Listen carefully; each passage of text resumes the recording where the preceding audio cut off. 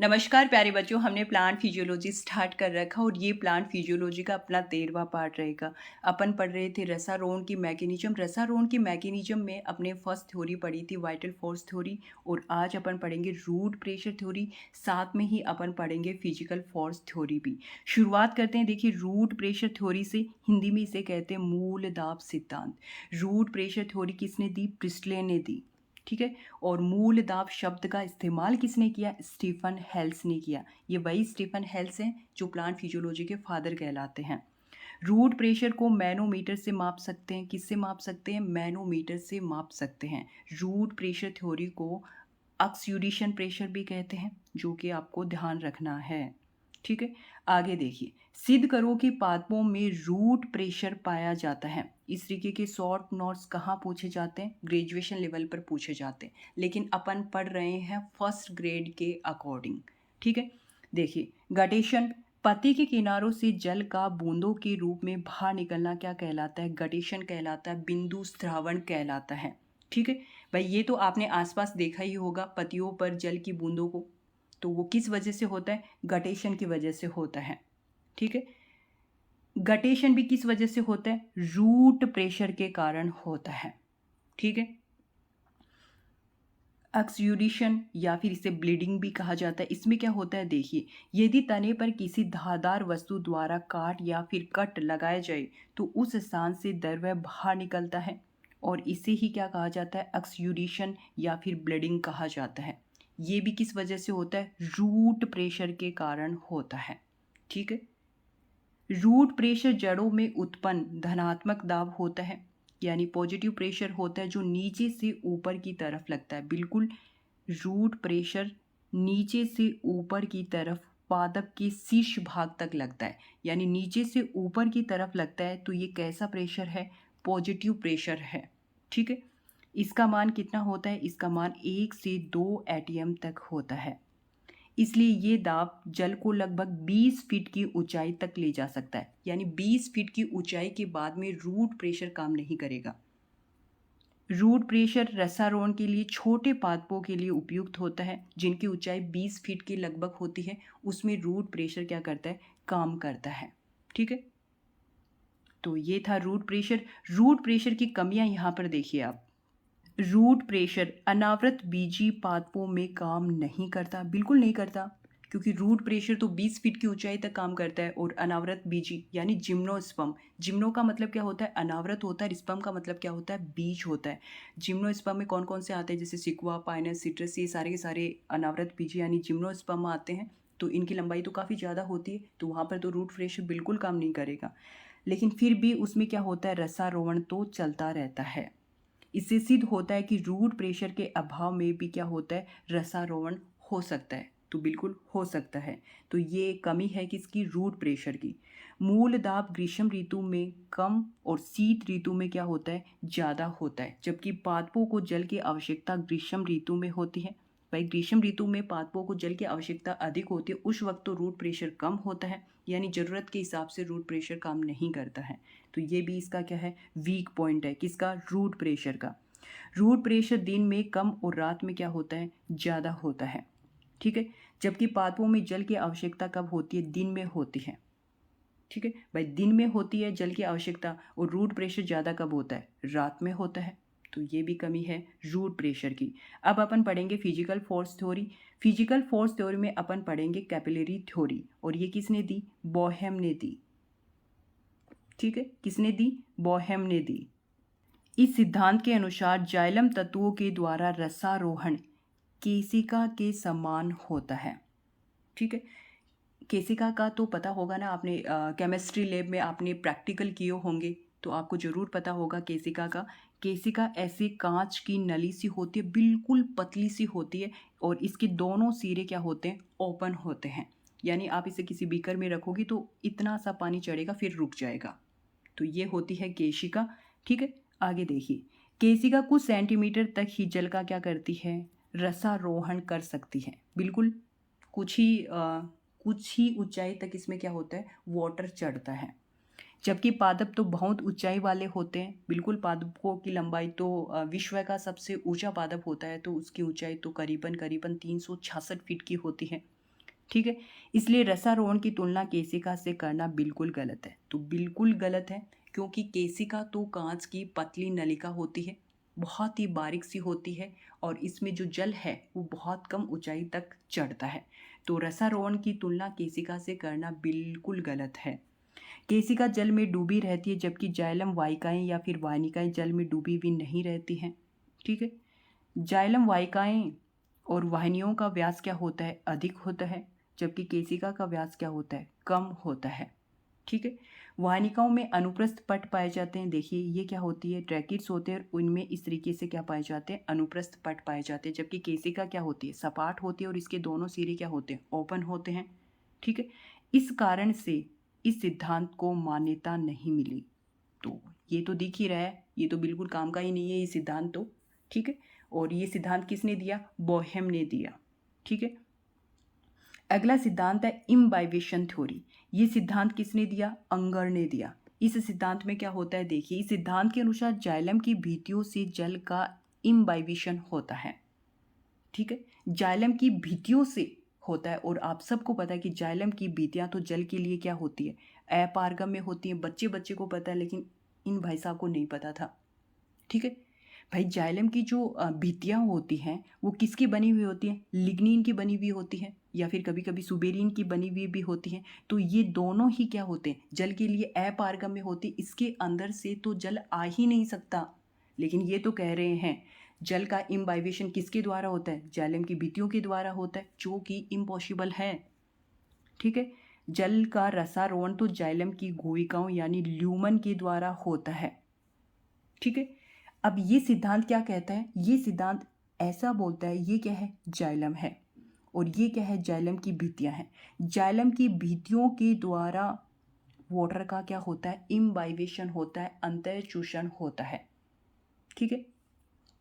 जबकि जबकि होता किस तरीके से है, जाइलम की गुहिकाओं के द्वारा होता है। भाई रसारोहण की जो प्रोसेस है वो जाइलम की गुहिकाओं के द्वारा होती है, यानी जो जल है वो गुहिकाओं से लेकर के ऐसे ऊपर जाता है, और ये सिद्धांत ऐसे बोलता है कि ऐसे आएगा, जो कि गलत है। और ये सिद्धांत ऐसे बोलता है कि ऐसे तो नहीं जाता, ऐसे जाता है। ठीक है। तो ये तो बिल्कुल बेवकूफ़ी भरा सिद्धांत है, और इस सिद्धांत को तो मान्यता मिल ही नहीं सकती। अगला देखिए, वाष्पोत्सर्जन, सहसंजन और आसंजन सिद्धांत, वेरी वेरी इंपॉर्टेंट, एग्जाम की दृष्टि से काफ़ी ज़्यादा इंपॉर्टेंट है। बाकी जो बीएससी वाले बच्चे हैं ना, उनके लिए भी काफ़ी ज़्यादा इंपॉर्टेंट है, यहाँ से शॉर्ट नोट्स बहुत पूछे जाते हैं। ठीक है। तो ये अपना फिजिकल फोर्स थ्योरी का तीसरा सिद्धांत है, वाष्पोत्सर्जन, कर्षण, सहसंजन, आसंजन सिद्धांत, transpiration pull, cohesion, adhesion theory. तो देखिए इसे समझते हैं। इस सिद्धांत को किसने दिया, डिक्सन व जोली ने दिया। तो ध्यान रखना, ये सिद्धांत किसने दिया, डिक्सन व जोली ने दिया। रसारोहण की क्रिया को समझने के लिए सर्वमान्य सिद्धांत है ये वाला। इस सिद्धांत के अनुसार जल को 400 फीट की ऊंचाई तक ले जाया जा सकता है, जबकि रूट प्रेशर के द्वारा कितना ले जाया जा सकता था, 20 फीट तक ओनली। लेकिन ये काम करता है 400 फीट की ऊंचाई तक। कितनी कमाल की बात है ना। अपने घर की जो छत होती है वो करीबन करीबन कितनी होती है, मान लो कि 10 से 11 फीट तक की होती है। आजकल नए घर बना रहे हैं उनकी बता रही हूँ, 10 से 11 या फिर 11.25 फीट तक ऊंचे होते हैं वो। पहले वाले तो 8-9 फीट तक हुआ करते थे, उससे भी कम भी हुआ करते थे। तो वहाँ उसकी छत पर भी वाटर पहुँचाने के लिए अपन क्या करते हैं, मतलब भाई मोटर पंप का यूज करते हैं। लेकिन यहाँ पर बिना किसी मोटर पंप के 400 फीट की ऊंचाई तक वाटर लेकर के जाते हैं प्लांट, फिजियोलॉजिकल फंक्शंस के थ्रू। तो नेचर है वो काफ़ी मिस्टीरियस होती है। ठीक है। विश्व का सबसे ऊंचा पादप कौन सा है, सिकोया सैम्पर वायरेंस है, और इसकी ऊंचाई लगभग 366 फीट होती है। और इस सिद्धांत के अकॉर्डिंग 400 फीट तक पानी ले जाया जा सकता है। इसकी लंबाई कितनी है, 366 फीट है ना। इस पादप पे इस विधि के द्वारा रसारोहण होता है। ठीक है। अब देखिए ये जो सिद्धांत है, transpiration pull, cohesion, adhesion theory, तो इसमें इस शब्द को समझ ले, इसको समझ ले और इसको समझ ले, फिर तीनों को एक साथ जोड़ दे तो ये थ्योरी कंप्लीट हो जाएगी अपनी। ठीक है, तो एक एक शब्द को समझते हैं यहाँ पर। ट्रांसपिरेशन पुल क्या है, वाष्पोसर्जन कर्षण क्या है, सबसे पहले इसे समझते हैं। तीव्र वाष्पोसर्जन के कारण पादपों में ऊपरी भाग से मूल तक एक ऋणात्मक बल लगता है और इसी को कहा जाता है ट्रांसपिरेशन पुल। ठीक है, वाष्पोसर्जन के कारण पादप के ऊपरी भाग से यानी पत्ती से, ये क्या है, पत्ती है, और पत्ती से नीचे की तरफ रूट तक एक बल लगता है और ऊपर से नीचे की तरफ लग रहा है, इसका मतलब ये कैसा होगा, नेगेटिव होगा, और इसी को बोला जाता है ट्रांसपिरेशन पुल। ठीक है, आगे देखिए, ये पुल यानी कर्षण का मान लगभग 20 एटीएम होता है। ठीक है, कितना एटीएम होता है, 20 एटीएम होता है, जबकि रूट प्रेशर का कितना था उधर, 1 से 2 एटीएम था, जो जल को लगभग 400 फीट की ऊंचाई तक लेकर के जा सकता है, जबकि विश्व का सबसे ऊंचा पादप 366 फीट का है। उसका नाम मैंने आपको बता दिया, सिकोया सेम्परवायरेंस। डायग्राम भी लगाया है, ये देखो, ये है जो विश्व का सबसे ऊंचा पादप है, सिकोया सेम्परवायरेंस। देखो, देख लिया, ये देखो। ठीक है, इसके नीचे आप घर भी बना लो, इतना चौड़ा इसका स्टेम होता है, यहाँ से बना करके रह सकते हो। ठीक है, बनाना चाहो तो। आगे चलो, पत्तियों की मीजोफिल कोशिकाओं से फास्फोसर्जन के कारण जल का ह्रास होता है। ठीक है भाई, मीजोफिल कोशिकाओं से जब ट्रांसपिरेशन होता है तो जल का क्या होता है, ह्रास होता है, जल में कमी होती है, जिसकी वजह से इनका टीपी घटता है। किनका, पत्तियों का टीपी घटता है, जबकि डीपीडी क्या हो जाता है, बढ़ जाता है। अब टीपी और डीपीडी के बारे में मैंने आपको पहले ही बता दिया है। ठीक है भाई, पानी की कमी हो रही है तब तो टीपी क्या होगा, घटेगा। टीपी बढ़ता कब है, जब अंदर पानी होता है, तब टीपी इंक्रीज होता है। ठीक है, तो टीपी यहाँ पर घट जाएगा और डीपीडी यहाँ पर क्या हो जाएगा, बढ़ जाएगा, क्योंकि वाटर की डिमांड ही क्या होती है, डीपीडी होती है। ठीक है, ये सारी चीज़ें मैंने आपको पहले बता दी हैं। आगे चलिए, पर्णमध्योतक सेल अपनी जल की कमी को पूरा करने के लिए पत्ती के जाइलम से जल हासिल करती है। ठीक है भाई, ये जो पर्णमध्योतक सेल्स हैं जो क्या करती हैं, अपनी जल की कमी को पूरा करने के लिए पत्ती के जाइलम से क्या करती है, वाटर ले लेती हैं। इसलिए पत्ती के जाइलम में क्या हो जाएगी, डीपीडी बढ़ जाती है। भाई पत्ती को भी तो पानी चाहिए, पत्ती वाला पानी किसने ले लिया, पर्णमध्योतक सेल ने ले लिया। ठीक है, अब पत्ती की डीपीडी क्या हो जाएगी, बढ़ जाएगी। बढ़ेगी कि नहीं बढ़ेगी, बढ़ जाएगी। अब पत्ती का जाइलम अब जल को तने के जाइलम से प्राप्त करेगा। ठीक है, तो पत्ती अपनी जल की रिक्वायरमेंट कहाँ से प्राप्त करेगी, स्टेम से करेगी, स्टेम के जाइलम से लेगी। अब स्टेम के जाइलम की डीपीडी यहाँ पर क्या हो जाएगी, बढ़ जाएगी। तो अब स्टेम का जाइलम क्या करेगा, रूट के जाइलम से जल प्राप्त करेगा। करेगा कि नहीं करेगा, बिल्कुल करेगा। और इस प्रकार पत्ती से चला तनाव पादप की मूल तक पहुँच जाता है। ठीक है भाई, वाष्पोसर्जन के कारण वाटर की कमी हुई तो पर्णमध्योतक कोशिकाओं ने क्या किया, पत्ती के जाइलम से वाटर ले लिया। अब पत्ती का जाइलम क्या करेगा, स्टेम के जाइलम से जल लेगा। अब स्टेम का जाइलम क्या करेगा, रूट के जाइलम से जल लेगा। इस तरीके से ऊपर से लेकर के नीचे तक, रूट तक एक तनाव लगेगा और इसी को कहा जाता है ट्रांसपिरेशन पुल, वाष्पोसर्जन कर्षण। वाष्पोसर्जन कर्षण क्यों कहा जाता है भाई, वाष्पोसर्जन के कारण वाटर की क्या हो रही है, कमी हो रही है, उसी की वजह से ये क्या लग रहा है, पुल लग रहा है, ऊपर से नीचे की तरफ लग रहा है। इसका मतलब ये क्या होगा, नेगेटिव होगा। तो ट्रांसपिरेशन पुल समझ में आ गया होगा। ठीक है, जल अवशोषण वाष्पोसर्जन के क्या होता है, समानुपाती होता है। जितना जल अवशोषण होगा ट्रांसपिरेशन उतना ही होगा। ठीक है, आगे चलिए, अब अपन पढ़ेंगे कोहिशन फोर्स। इसमें क्या होता है, ये कोहिशन फोर्स जल के अणुओं के बीच में लगता है इस तरीके से। ठीक है, तो ये कहलाता है सहसंजन बल।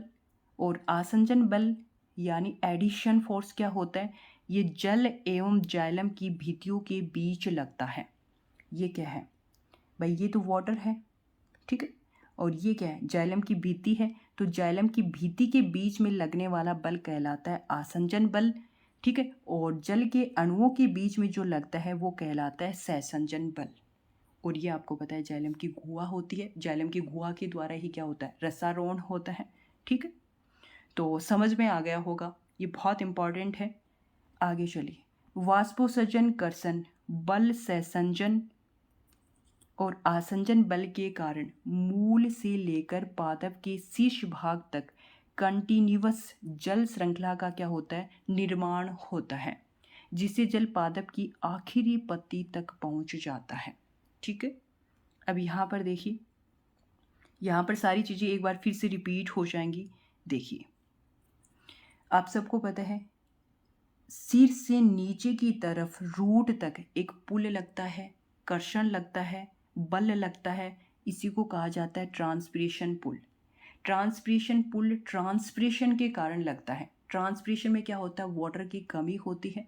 वाटर की कमी होती है तो भाई मेरे पास वाटर की कमी होगी तो मैं दूसरे से लूँगी, है ना। तो उसी तरीके से सिर से रूट तक एक टेंशन हो जाती है, भाई पानी की कमी हो गई, तो रूट से सिर से रूट तक एक क्या लगता है, फोर्स लगता है, और इसी को कहा जाता है ट्रांसपिरेशन पुल, ठीक है। और ऊपर से नीचे की तरफ लगता है इसलिए ऋणात्मक होता है और इसको टेंशन भी कहा जाता है। अब देखिए, जल रूट से पादप के शीर्ष भाग तक पहुंचता है तो वो एक सतत श्रृंखला के माध्यम से पहुंचता है, तो ये जल की एक सतत श्रृंखला हो गई, ठीक है। जल के अणुओं के बीच जो जल लगता है उसको सहसंजन बल कहा जाता है, और H2O और जाइलम की भित्तियों के बीच में जो लगता है उसको आसंजन बल कहा जाता है, ठीक है। और ये पूरा मिलाकर के क्या कहलाता है, transpiration pull cohesion adhesion theory कहलाता है। तो यहाँ पर ये कंप्लीट हो जाता है। अब अपन पढ़ेंगे ट्रांसपिरेशन, ठीक है। इस वीडियो लेक्चर में इतना ही। जय हिंद, जय भारत।